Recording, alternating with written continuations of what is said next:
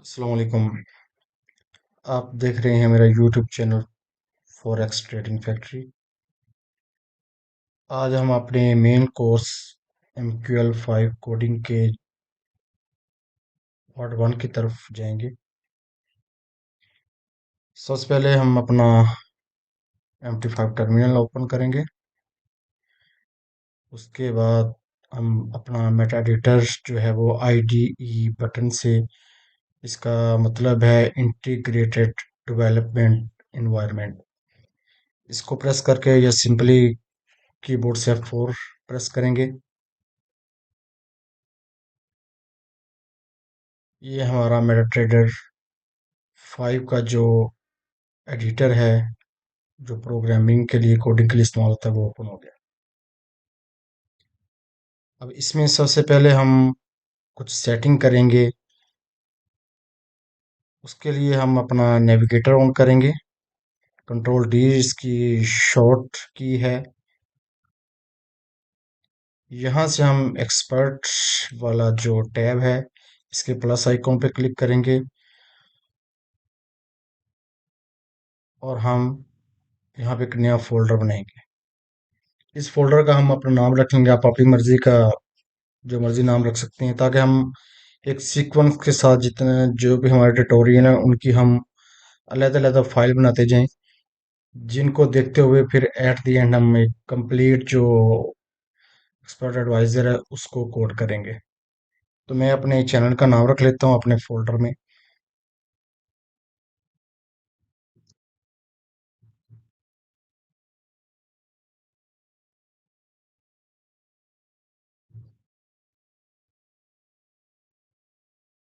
ये फोल्डर आ गया मेरा। अब इसके अंदर हम राइट क्लिक जब करेंगे, न्यू फाइल ओपन करेंगे। न्यू फाइल में एक्सपर्ट एडवाइजर टेम्पलेट जो है, इसको जो डिफ़ॉल्ट ये चेक होती है, इसको करके नेक्स्ट करेंगे। यहाँ पे हम अपना जो है उसका पहली फाइल जो है हम उसको लेक्चर 1 का नाम दे लेंगे। आप अपनी मर्जी का कोई नाम दे सकते हैं, मैं लेक्चर 1 नाम दे रहा हूँ। नेक्स्ट करेंगे, नेक्स्ट करेंगे, फिनिश करेंगे। अब ये आपका मेन जो है कोडिंग जो विंडो है वो आ गई। इसका अब मैं आपको थोड़ा ब्रीफ करना चाहूँगा कि इसमें ये जो डिफ़ॉल्ट ये जो आ रही हैं चीज़ें, इनका क्या मकसद है। ये जो है, जो इस बॉक्स के अंदर आ रहा है सबसे ऊपर, ये जब हम अपने ईए को लोड करते हैं अपनी विंडो पे, मेन पे, ये मैं आपको मिसाल के तौर पे यहाँ पे ऑलरेडी कुछ जो हैं वो पहले से पढ़े हुए हैं। अब ये जो है ये लेक्चर 2 आ गया। ठीक है। इस तरह की जो इंफॉर्मेशन है, ये सबसे पहले जो आती है वो ये वाली है। ठीक है। ये वाला जो एरिया है, ये हमारे ईए को लोड करते हुए हमें दिखाई देता है सबसे पहले। और ये जो एरिया है, इनेट ऑन इनिशियलाइजेशन, इसका मकसद ये है कि ये जब ये लोड होता है फर्स्ट टाइम पे, तो जो हमने कैलकुलेशन जो फंक्शंस हैं वो सिर्फ एक ही दफ़ा जो हैं फर्स्ट टाइम जो हैं वो अपडेटेड होते हैं। स्प्रेड है या कुछ जो भी हम फंक्शन इस एरिया के अंदर रखेंगे, इस इनिट ऑन इनिशियलाइजेशन के अंदर, वो फर्स्ट टाइम पे वो परफॉर्म होगा। ठीक है जी। उसके बाद आ जाता है एक्सपर्ट डी इनिशियलाइजेशन फंक्शन। ये तब का आता है जब हम अपने ये को जो है स्टॉप करते हैं। एट द एंड जो जितनी इंफॉर्मेशन होती है वो हम यहाँ पे उसको डिफाइन करते हैं। ये जो तीसरा फंक्शन है ऑन टिक फंक्शन, ये सबसे मेन फंक्शन है ईए का। ये किसी भी ईए का सबसे मेन फंक्शन होता है, जिसमें तमाम कमांड्स जो हैं वो इसी के अंदर हम कोड करते हैं। तमाम जो फंक्शन है, कोई फंक्शन किस तरह काम करेगा, कब काम करेगा, उसके पैरामीटर्स क्या होंगे, वो सब कुछ हम यहाँ पे करते हैं। ठीक है, ये सबसे जो मेन है वो ऑन टिक वाला फंक्शन जो है, इसके अंदर सबसे मेन जो फाइल होती है या कोडिंग होती है वो सब इसके अंदर होती है। और हम जब भी कोई फंक्शन एक कंप्लीट कर लेंगे, मिसाल के तौर पे एक ईए के अंदर एक फंक्शन के लिए अगर उसके सब फंक्शन 10-20 फंक्शन सब फंक्शन है, तो हम हर एक सब फंक्शन को जब करेंगे कंप्लीट करेंगे तो हम साथ साथ कंपाइल, ये जो कंपाइल वाला है एक्चुअली ये कंपाइल का जो बटन है, जब हम कंपाइल करते हैं इस फाइल को, ये इसको फिर ex4 के में कन्वर्ट करता है, जो एग्जीक्यूटेबल फाइल होती है जिसको हमारा जो टर्मिनल है वो उसको रीड कर सकता है। ये टर्मिनल जो है ये डायरेक्ट ये MQL4 फाइल को रीड नहीं करता, इसको हमें कंपाइल करना पड़ता है। कंपाइल के लिए हम कंपाइल बटन यूज करेंगे, इसकी जो शॉर्ट की है वो F7 है। तो हमारी एक फाइल जो है वो एग्जीक्यूटेबल फाइल बन जाएगी, जिसको एग्जीक्यूट हम इस अपनी मेन विंडो में करेंगे ट्रेडिंग टर्मिनल में। अब ये सभी जो मैंने वो जो अभी आपके सामने डिलीट किए हैं वो जस्ट कमेंट होते हैं, उनका कोई फंक्शन नहीं, तो वो सिर्फ एक याद दहाने के लिए होती है कि ये जो लाइन हमने कोड की किस लिए की। अब मैं कंपाइल इसको करता हूँ, ये देखिए इसमें कोई एरर नहीं आया, जीरो एरर, जीरो वार्निंग्स।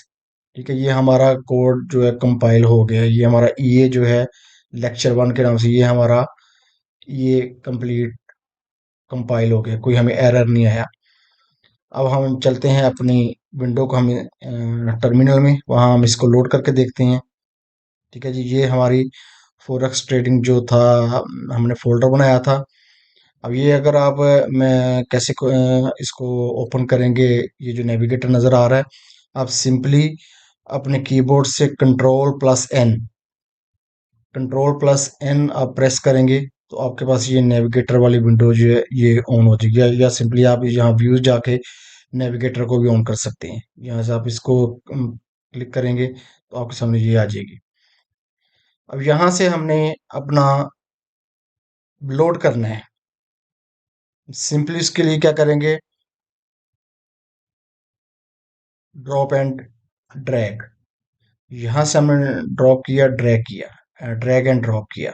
ठीक है, यहाँ से हमने यहाँ से ड्रैग एंड ड्रॉप किया, ये अब हमारी वो लेक्चर 1 1.11, ठीक है, ये इसका वर्जन है 1.1, और लेक्चर 1 हमारी फाइल का नाम है।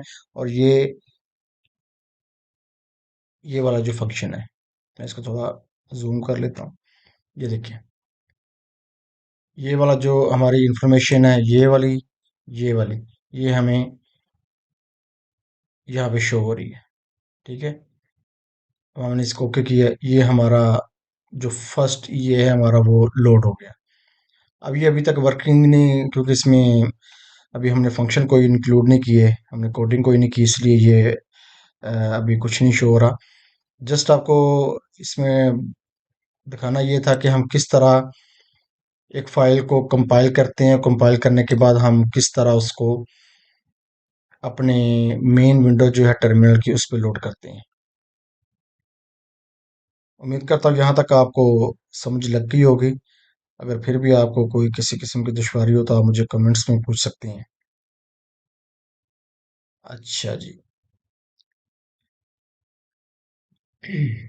अब यहाँ पे आप अपनी फाइल का नाम चेंज भी कर सकते हैं, यानी आपने अपने ये को नाम जो भी देना है, यहाँ मिसाल के तौर पे मैं कर लेता हूँ, कोई नाम देना है, नाम इसको दे लेते हैं माई फर्स्ट ये। ठीक है जी, माई फर्स्ट ये, या माई फर्स्ट रोबोट। ठीक है, इसको रीअरेंज कर लेता हूँ मैं, और दोबारा कंपाइल किया, कोई एरर नहीं, कोई वार्निंग नहीं। हम दोबारा अपने जाते हैं टर्मिनल पे, यहाँ से हमने इसको लोड किया। वो अब यहाँ पे पूछ रहा है कि पहले एक ऑलरेडी आपने लोड किया हुआ उसको आप डिलीट करना चाह रहे हैं। यानी जब ये जाहिर सी बात है, जब ये ऐड होगा वो पहला डिलीट हो जाएगा। यस, अब ये देखें, सॉरी इसमें, हाँ वो ये जो है, ये फाइल यहाँ पे तो चेंज, क्योंकि ये कमेंट्स है ना। कमेंट्स का क्या मतलब है, जिसके पहले हम ये दो लाइनें अटैच करेंगे किसी भी लाइन में, उससे अगली जितनी भी कोडिंग होगी उसी लाइन के अंदर, ये नहीं कि इससे नीचे नहीं, उसी लाइन के अंदर जितनी भी अल्फाज होंगे उनका कोई मकसद नहीं होगा, जस्ट वो एक प्रोग्रामर के लिए होता है, उसकी अपनी मेमोरी के लिए, कि मैंने ये जो मैं नीचे कोडिंग कर रहा हूँ इसका मैं किस मकसद के लिए कर रहा हूँ, सिर्फ वो देने के लिए ये इस्तेमाल होता है।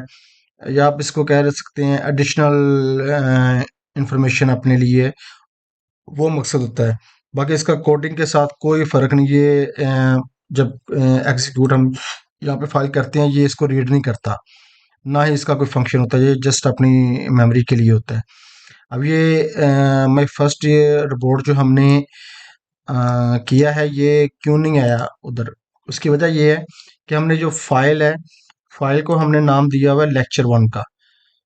ठीक है, अगर हमने वहाँ पे भी नाम ये करना है तो फिर उसके लिए हमें इसको रीनेम करना पड़ेगा। रीनेम करके हम यहाँ पे माई फर्स्ट रिपोर्ट हमने पेस्ट किया, एंटर किया, कंपाइल किया। ठीक है, कि जब कंपाइल करेंगे तो वो फिर यहाँ पे पूछेगा कि इसका जहाँ पे हमने सेव करना था हम यहाँ पे की लेके आए, इसको हमने इसको रिप्लेस कर देंगे पहले वाली को। ठीक है, अब ये कंपाइल हो गया, जीरो एरर जीरो वार्निंग। ठीक है, अब हम चलते हैं मेन विंडो की तरफ। ये पहला था लेक्चर, इसको हम डिलीट कर देते हैं। अब ये हमारा आ गया जिसका हमने नेम चेंज किया है। अब जब हम इसको लोड करेंगे, अब ये माई फर्स्ट रिपोर्ट आ गया। पहले यहाँ पे लेक्चर 1 आ रहा था, ये माई फर्स्ट रिपोर्ट आ गया। ठीक है, ये इसका फाइल का नाम है, या अगर जो भी आप यहाँ पे नाम डिस्प्ले करना चाह रहे हैं, सॉरी मैं, ओके, जो भी आप अपने ये को नाम देना चाह रहे हैं, कि आप चाहते हैं मेरा जो नाम मैं देना चाहता हूँ या जो मैंने दिया वो यहाँ पे आए, तो उसके लिए सिंपली आप फाइल का जो नाम है वो उसको चेंज कर लेंगे। मैं इसको दोबारा उसी पे ले जाता हूँ जो हमने फर्स्ट अपना किया, ये जस्ट डेमो के लिए था कि आपको इसकी बता सकूं कि ये किस मकसद के लिए, पर्पस के लिए इस्तेमाल होता है। ओके, हम सिंपली इसके डाटा फोल्डर में जाएंगे। डाटा फोल्डर में जाके हम MQL5, इसमें हम एक्सपर्ट एडवाइजर में जाएंगे, फॉरेक्स ट्रेडिंग फैक्ट्री में जाएंगे, और ये MQL5 है, ये एग्जीक्यूटेबल फाइल है, और ये जो है ये इसकी सोर्स फाइल है। ठीक है, इसका हम नाम चेंज कर देंगे, दोबारा वही लेक्चर 1। ठीक है, ये हमारा लेक्चर 1 हो गया। तो इसको हम दोबारा डिलीट कर देते हैं, क्योंकि हम वहां से कंपाइल करेंगे तो यहाँ पे ऑटोमेटिकली दोबारा फिर वही फाइल आ जाएगी।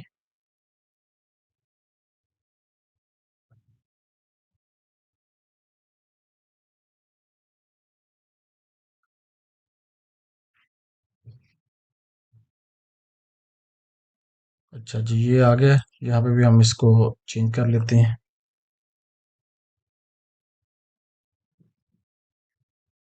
ठीक है,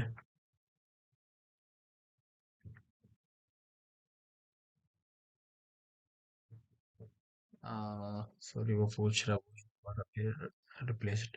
ये हमारा वहाँ पे फाइल अब सेव हो गई लेक्चर 1 के नाम से दोबारा। ठीक है, कंपाइल किया, जीरो एरर जीरो वार्निंग। अब आप इनको अगर आप डिलीट भी कर दें, कोई फर्क नहीं पड़ेगा, कोई एरर नहीं आएगा, कोई नहीं वार्निंग नहीं आएगी। ठीक है, हम दोबारा इसको ले जाते हैं। अगर इसको मिसाल के तौर पे हम कर दिया डिलीट, इसको भी डिलीट कर दिया, कंपाइल किया, कोई फर्क इनसे नहीं पड़ेगा, क्योंकि ये कमेंट्स लाइन है, इनका फंक्शन से कोई ताल्लुक नहीं है।